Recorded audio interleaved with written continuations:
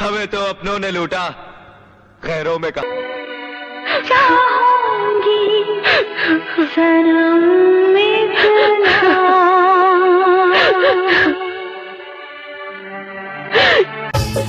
मेरे दिल को करार आ जाए। तू जो हंस दे, ओ तू जो हंस दे, तू जो हंस दे बाहर आ जाए।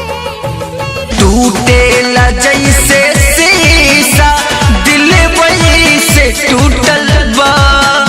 अब रो के का करब जब, अब रो के का करब जब किस्मती ये फूटल बा।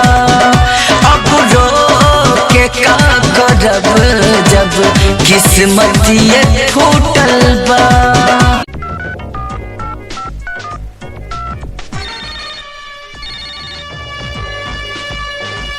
डॉक्टर साहब नमस्कार। नमस्ते भैया।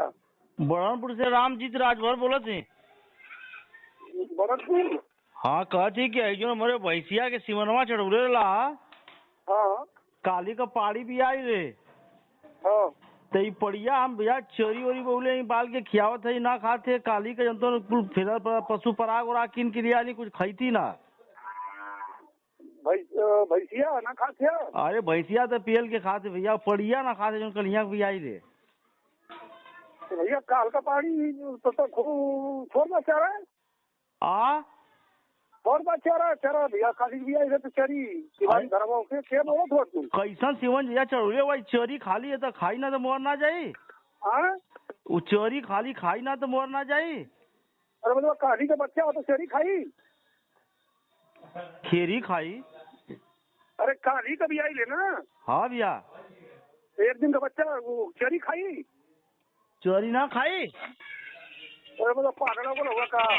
तो आज सीमन खराब है तब डॉक्टर साहब ऐसा काम मत कर करा। ये हुआ भाव करीब बताओ पहले। 150 रुपया लेला काहे का 150 रुपया लेला?